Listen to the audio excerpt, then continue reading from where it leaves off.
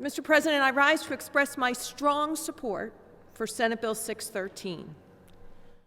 I look around the Senate chamber, I see some of my colleagues wearing masks and gloves and protective gear.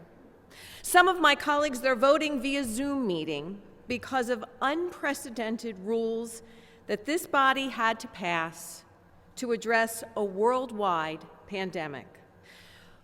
We are seeing frontline employees they're being demanded to be there because they are essential. They are risking their lives to go to and from their places of employment to care for others.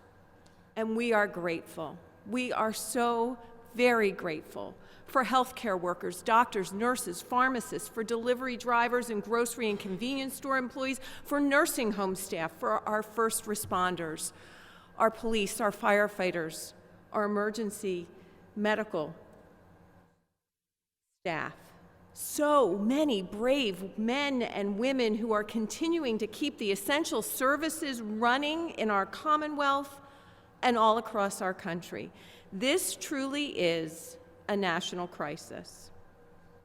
This past weekend, those of us of the Christian faith, we celebrated one of the holiest of holidays on our calendars. But it was without family, without friends, without loved ones. Yes, the sacrifices that we had to make this weekend to cancel traditions we've held dear for so many years pale in comparison to the sacrifices our essential workforce have made each and every day during this pandemic. Today's action by the Senate is an attempt to bring well thought out, nationally normed federal guidelines to assure safety to our Commonwealth. In fact, as referenced by my good colleague from Lancaster County, 45 other states in our nation follow these very federal guidelines devised by the Cybersecurity and Infrastructure Security Agency of the United States Department of Homeland Security under the CDC's standards for the health and safety of our citizens. Now, the governor has expressed his desire for collaboration, and while I may disagree with collaborating with elected officials in other states, states like Rhode Island and Massachusetts, Delaware, New York, New Jersey, and Connecticut, I would like to note that the majority of these states are implementing the guidelines that we are debating here today. And as a matter of fact, the states that are not, they have many more businesses open in their states. So you could say that this legislation would simply put Pennsylvania on level ground with all of the states that the governor would like to collaborate with to reopen our Commonwealth for business. And I agree that during this national crisis that we need more collaboration. And I'm hearing from women and men who are adversely impacted by the shutdown, hard-working Pennsylvanians, employees and employers, small business owners, independent contractors. We need to collaborate with them. They could easily operate under CISA guidelines and CDC standards. But because our Commonwealth has implemented an arbitrary and opaque list, as opposed to a systematic and transparent list, they cannot operate or they risk punishment. Their very livelihoods are on the line, and they are forced to remain unemployed or shuttered. Meanwhile, we've got big box stores that can operate. Questions come up over and over again. What can be open? What cannot be open? I'm sure I am not alone, having to answer and clarify what the governor's life-sustaining list includes and does not include. So let me be clear. Every business is life-sustaining. Every business employs people and helps them to put roofs over their heads, meals on their tables, and clothing on their backs. On Monday, I had to deal with a local crisis created by the governor's arbitrary list. The governor's non-life-sustaining list included a vendor that the County of York uses called VigilNet America, LLC. For those of you who don't know, VigilNet is the York County Court's primary vendor for electronic monitoring of defendants both pre-trial and post-conviction. who would otherwise be incarcerated. They were ordered to shut down because they were denied a waiver by the administration. If VigilNet shuts down, the York County Court will have little choice but to return these defendants to the county prison. 500 inmates in total.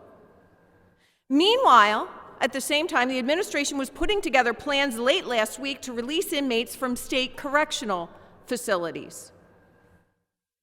Fortunately, we were able to keep this company and the services that they provide operating after having to send an 11th hour letter to the governor who said that they would receive an email response in a few days, allowing them to operate. This is just one example of so many of an arbitrary list that lacks transparency, clarity, and consistency. I should not have had to send a letter for this company. There is already a list at the federal level that 45 other states have found to be effective.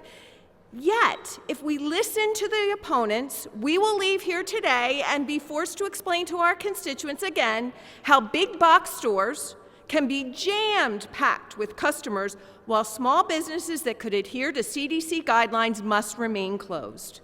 We would have to go back to our districts and continue to explain that the Unemployment Compensation Center is overwhelmed with 1.4 million new claimants.